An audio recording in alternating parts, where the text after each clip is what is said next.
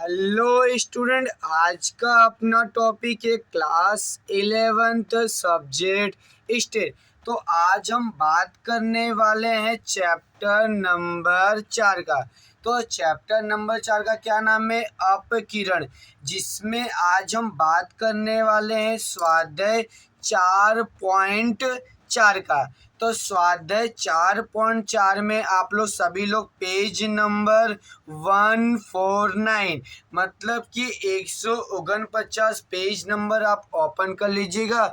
और आज हम बात करने वाले हैं क्वेश्चन नंबर 4 की, जो आपके एग्जाम में कितने मार्क का? तो आपके एग्जाम में 5 मार्क का पूछा जाएगा, जिसमें हम बात करते हैं क्या लिखा है क्वेश्चन 4 में।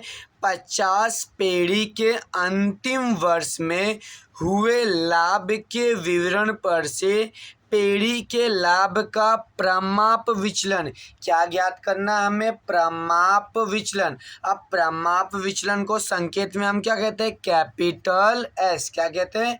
Capital S. तो जिसे हमें कौन कौन सी हमें माहिती दी हुई है? तो हमें एक लाभ दिया हुआ है और दूसरा क्या दिया? पीढ़ियों की संख्या। तो लाभ में क्या लिखा है? 0 से 10, 10 से 20, 20 से 30, 30 से 40 और 40 से 50। और आगे पीढ़ियों की संख्या में क्या लिखा है? 7, 6, 15, 12 और 10। चलिए हम सब सम्स को सॉल्व करते हैं और प्लीज़ ध्यान से आप लोग कैलसी ले लीजिए और कैलकुलेशन में गलती होनी चाहिए नहीं। अब हम आगे बात करते हैं। तो ये हमारा 10वें नंबर का वीडियो है। कौन से चैप्टर का? तो चैप्टर नंबर 4 का। और 1 से लेकर 9 नंबर के वीडियो में हमने स्वाध्याय 4.1 से लेकर स्वाध्याय 4.4 के सभी सवाल हमने सॉल्व कराया है। तो अब हम बात करते हैं क्वेश्चन नंबर 4 की, जो आप लोगों ने ध्यान से पढ़ लिया होगा। तो अब हमें क्या ज्ञात करना है? हमें ज्ञात करना है प्रमाप विचलन। तो इसके लिए हमें क्या दिया? पीढ़ियों की संख्या को हम संकेत में क्या कहेंगे? F I. क्या कहेंगे हम? F I. और हमें एक्स्ट्रा कौन सा कॉलम बनाना है? एक्स आई। एक्स आई का मतलब क्या होता है? मध्य कीमत। तो ये वैल्यू आपको कैसे मिलेगी? तो ध्यान से सुनिएगा। ये हम दोनों को प्लस करके भागे कितना करेंगे? 2 करेंगे। तो 0 प्लस 10, 0 प्लस 10 हमारा आंसर कितना होगा? 10। और 10 भागे 2 तो आंसर कितना हो जाएगा हमारा? 5। फिर 10 प्लस 20, 10 प्लस 20 कितना होगा? 30। और 30 का आधा कितना हो जाएगा हमारा? 15। फिर 20 प्लस 30 टोटल कितना होगा हमारा? 50। और भागे 2 तो कितना हो जाएगा हमारा? 25। फिर 30 प्लस 40, तो 30 प्लस 40 कितना हो गया हमारा? 70। और 70 का आधा कितना होता है हमारा? 35 होता है। फिर 40 प्लस 50 कितना होता है? 90। और 90 का आधा कितना करेंगे हम? 45 करेंगे। ओके, तो इस प्रकार हमने कौन सी कीमत? तो हमने एक्स आई की कीमत हमने क्या ज्ञात कर लिया है। अब इसके बाद का कौन सा कॉलम बनेगा? तो इसके बाद का कॉलम बनेगा डी आई। और डी आई का फॉर्मूला कौन सा हमारा? एक्स आई माइनस ए बटे सी। और इसमें क्या करना है? इसमें बहुत ही सिंपल है, ध्यान से। तो एक्स आई के मध्य में जो कीमत है उसे हम क्या मानेंगे? उसे हम मानेंगे ए। और उसके सामने की कीमत कितनी हो जाएगी? 0। कितनी हो जाएगी? 0। तो ऊपर -1 और -2 और नीचे +1 और +2। इस प्रकार हमें डी आई की कीमत मिल गई है। क्या करना है? तो जो आपने 10th में सीखा था 10वीं में, वही चीज़ हमें रिपीट करना है। क्या करना है? एक्स आई के मध्य में जो कीमत आई उसे हमें क्या मान लेना? ए मानना है। और उसके सामने की कीमत क्या हो जाएगी? 0। और ऊपर -1 -2 और नीचे +1 और +2। अब आगे हमारा कौन सा कॉलम बनेगा? ध्यान से देखिएगा। अब हम आगे हमारा कौन सा कोष्ठक तैयार होगा? तो हम लिखेंगे एफ आई डी आई। क्या लिखा हमने? F I D I. मतलब एफ की कीमत ये रही और डी की कीमत ये रही। हम क्या करेंगे? दोनों का गुणाकार करेंगे। तो 7 गुणे 2 कितना होता है हमारा? 14। कितना होता है? 14। और प्लस माइनस क्या होगा हमारा? माइनस होगा। फिर 6 गुणे 1 तो कितना होगा? 6। और प्लस माइनस कितना होगा? माइनस। फिर 15 गुणे 0 तो आंसर कितना आएगा हमारा? 0। फिर 12 गुणे 1 तो आंसर कितना आएगा हमारा? 12। और 10 गुणे 2 तो हमारा आंसर कितना आएगा? 20 आएगा। अब हमें क्या करना है, तो हमें माइनस माइनस अलग जोड़ना है और प्लस की संख्या अलग जोड़ना है। तो अब पहले हम माइनस की बात करते हैं। तो हमारा 14 + 6, तो 14 और 6 कितना हो गया हमारा 20, और संख्या किसमें, माइनस का 20। इसका कितना आ रहा हमारा आंसर है, माइनस का 20। अब हम क्या करेंगे, अब हम प्लस की संख्या जोड़ेंगे। तो 12 + 20, तो 12 + 20 हमारा आंसर कितना आ गया, हमारा 32। कितना आंसर हमारा 32। फिर से ध्यान सुनिएगा, माइनस माइनस अलग जोड़ना है और प्लस प्लस क्या करना है, हमें अलग जोड़ना है। अब इससे हम क्या करेंगे, ध्यान से देखिएगा। अब प्लस माइनस क्या होता है, माइनस होता है, और बड़ी संख्या में से छोटी संख्या क्या करना, हमें घटाना है। तो कितना लिखा है, ध्यान से 32 लिखा है। तो 32 - 20 करेंगे तो हमारा आंसर क्या आएगा, 12। क्या आएगा हमारा, 12। और बड़ी संख्या का चिन्ह कौन सा, प्लस का। तो हमारा आंसर क्या हो गया, प्लस का 12 हो गया है। अब क्या करेंगे, अब एक हमें कॉलम अभी बनाना बाकी है। कौन सा कॉलम बनाएंगे, तो FIDI का स्क्वायर। क्या बनाना हमें, FIDI का स्क्वायर। अब ध्यान से सुनिएगा, FIDI का स्क्वायर का मतलब ये नहीं कि आपको 14 का स्क्वायर करना है, ये करिएगा नहीं। अब इसका मतलब क्या होगा, ध्यान सुनिएगा। इसका मतलब है कि FIDI का फिर से आपको DI के साथ क्या करना है, आपको गुणाकार करना है। FIDI का फिर से DI के साथ क्या करना, ध्यान सुनिएगा। FIDI का स्क्वायर का मतलब ये है कि FIDI का फिर से DI के साथ हम क्या करेंगे, गुणा करेंगे। और स्क्वायर में कोई भी संख्या माइनस में होती नहीं है। ध्यान सुनिएगा, 14 × 2 कैसे चलाएगा, 14 × 2, तो हमारा आंसर कितना आ गया, 28। कितना आंसर है, 28।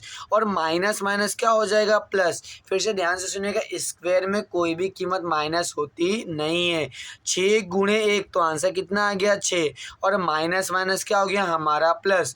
0 × 0 कितना हो गया हमारा आंसर, 0।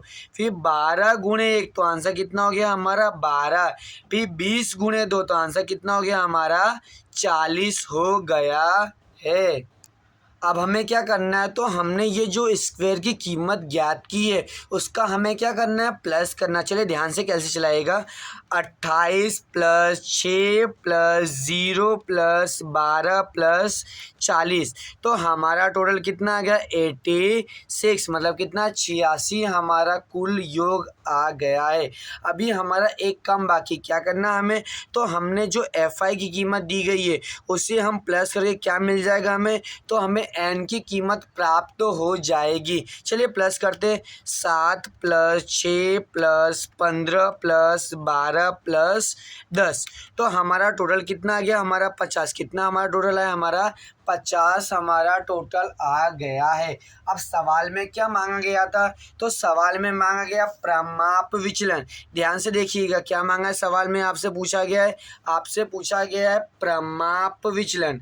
तो हम क्या ज्ञात करें, लिखेंगे हम प्रमाप विचलन, प्रमाप विचलन। ओके, और इसे संकेत में क्या कहते हैं, संकेत में से कहते हैं कैपिटल S। क्या कहा जाता है संकेत में, कैपिटल S।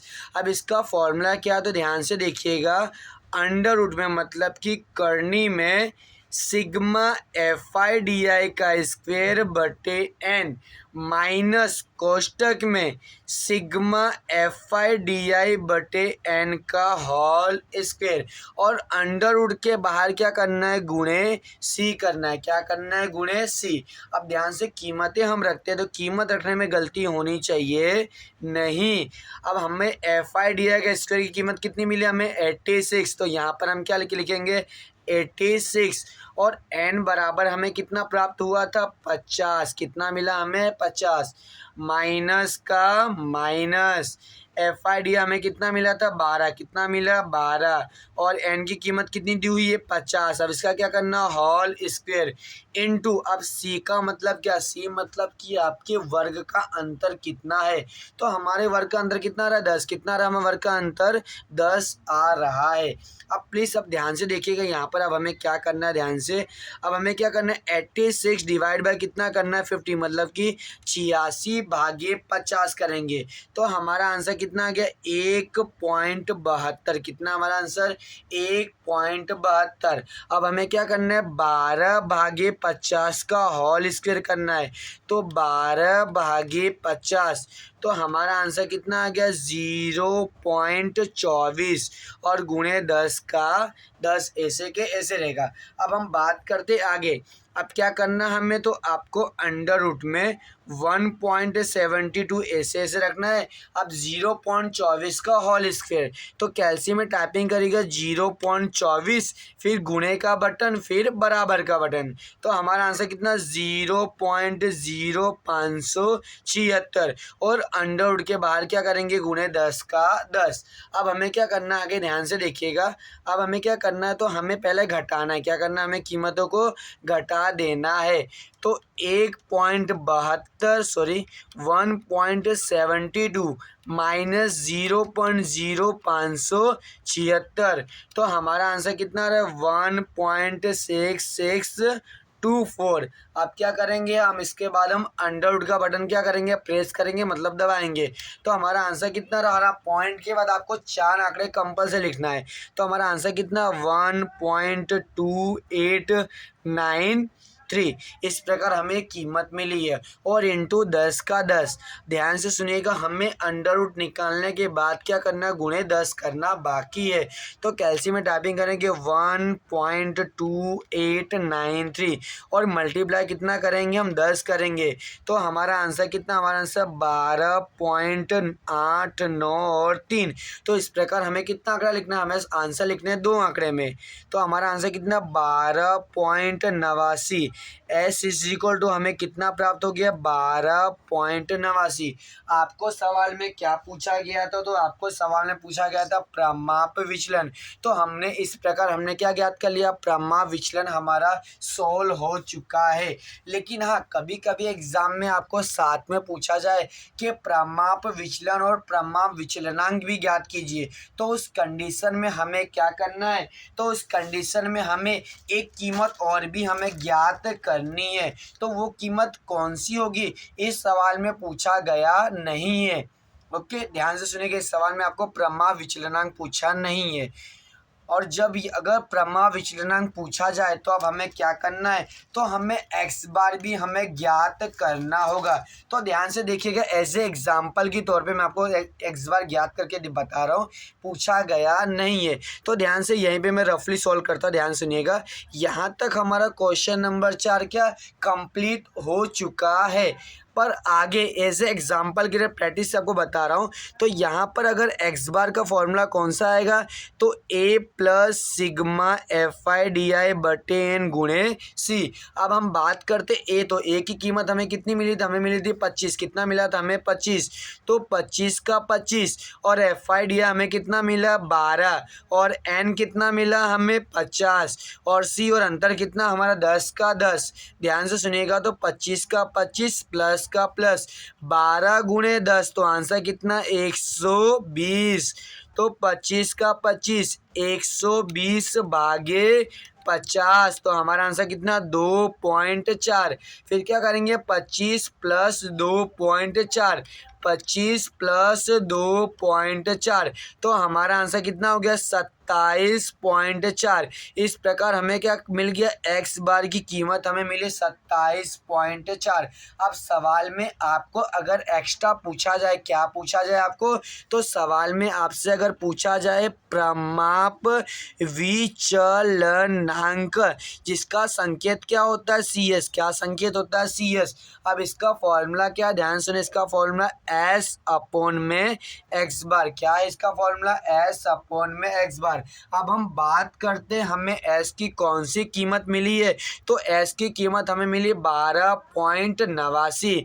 कितना मिला 12.89 और x बार की कीमत हमें कितनी मिली 27 27.4। अब हम क्या करेंगे, भाग करेंगे, तो 12.89 भागे 27.4, तो हमारा आंसर कितना, हमारा आंसर 0.4704। इस प्रकार हमारा आंसर क्या हो जाएगा, 0.47।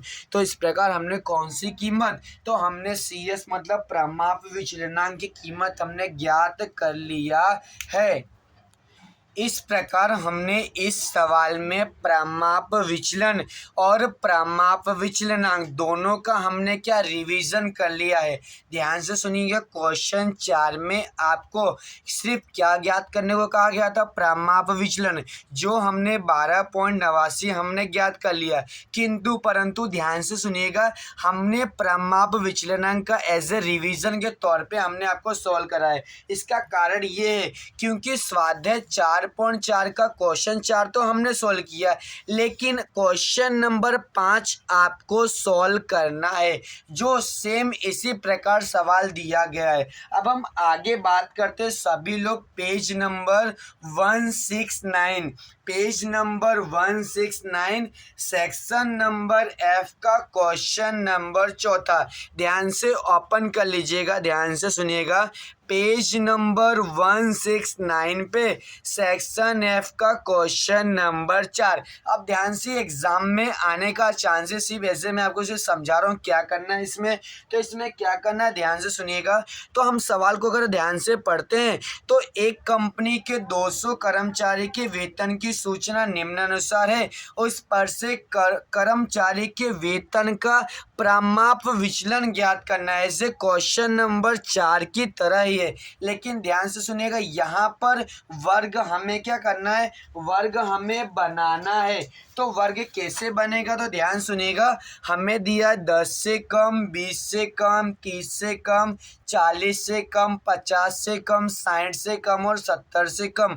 तो हमें वर्ग हमें कैसे बनाना है, तो ध्यान सुनिएगा, सबसे पहले हम क्या लिखे, हमें क्या दिया, वेतन, क्या दिया हमें, वेतन। तो हमें 10 और 20 के बीच में अंतर कितने का है, तो अंतर हमारा 10 का है। कितने का अंतर, हमारा 10 का। तो हमें क्या लिखना, हमें लिखना 0 से 10, 10 से 20, 20 से 30, 30 से 40, 40 से 50, 50 से 60, कहाँ तक है, 70 तक है, ध्यान सुनिएगा, और 60 से 70। इस प्रकार हमें एक नया वर्ग हमें तैयार करना है, मतलब हमें बनाना है।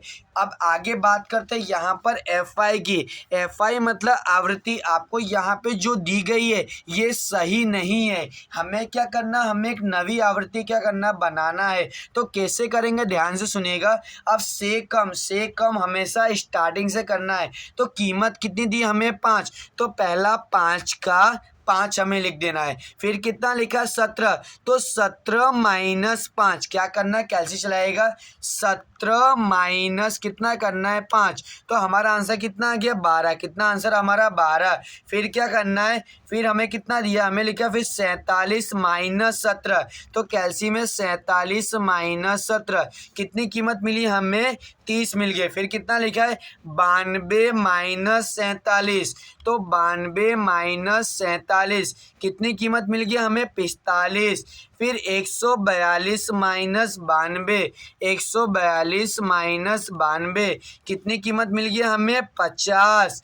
फिर क्या करना हमें, 179 मतलब 179 में से क्या करना, माइनस करना है 142, तो 179 माइनस 142, ध्यान से इसमें से ये कीमत घटाएंगे हम, तो हमारा आंसर कितना का, फिर से करते हैं, 179 माइनस कितना करना हमें, 142, तो कितनी कीमत मिल गई हमें, 37। फिर लास्ट में 200 माइनस 179 मतलब 200 माइनस 179, तो हमें कितनी कीमत मिल गई, 21। कितनी कीमत मिली, 21। इस प्रकार हमें एक नया वर्ग और FI हमें क्या बनाना है। अब इसके आगे तो आई थिंक आपको पता ही होगा, जो हमने क्वेश्चन नंबर 4 में सिखाया था, सेम कॉपी टू कॉपी यहाँ पर आपको अप्लाई करना है। अब एक बात ध्यान से, हमने जो FI निकाला है वो सही या गलत है, वो कैसे चेक करना है, तो हमें लास्ट में कितना दिया 200, कितना दिया 200, तो हमारा टोटल भी 200 आना चाहिए। चलो कैसे ध्यान चलाते हैं, क्या लिखा ध्यान से देखिएगा, 5 plus 12 plus 30 plus 45 plus 50 plus 37 plus 5 + 12 + 30 + 45 + 50 + 37 + 21, तो हमारा टोटल कितना आ गया 200। कितना 200, जिससे हमें पता चलता है कि हमने वर्ग और एफआई मतलब कि आवृत्ति हमने सही बनाया है। ये एग्जाम में पूछने का चांसेस बहुत ज़्यादा, तो प्लीज़ आप लोग इसे रिवीजन करिएगा। अब हम आगे बात करते हैं कि चलो हमने क्वेश्चन नंबर 4 और सेक्शन नंबर एफ का चौथा सम्स तो मैंने आपको बता दिया है। आपको रिवीजन के तौर पे ध्यान से फिर से मेरी बातों को सुनिएगा। स्वाध्याय 4.4 का क्वेश्चन नंबर 5 आपको करना है और साथ में आपको सेक्शन नंबर ई का तीसरा सवाल। कौन सा? सेक्शन ई का तीसरा सवाल। और जो मैंने अभी आपको बताया कौन सा, सेक्शन एफ का कौन से नंबर का सवाल मैंने आपको बताया, तो सेक्शन नंबर एफ का चौथे नंबर का सवाल। ध्यान सुनिएगा, सेक्शन एफ का चौथे नंबर का सवाल। अगर और भी आपको प्रैक्टिस करना है तो एग्जाम्पल नंबर 17। प्लीज़ आप इतने अगर सम्स का अगर रिवीजन कर लेते हो आप, तो कोई भी कंफ्यूजन रह जाएगा नहीं। अगर फिर भी कोई कंफ्यूजन रह जाए तो प्लीज़ आप कमेंट करिएगा, आपको सवाल सॉल्व कराया जाएगा। Thank you.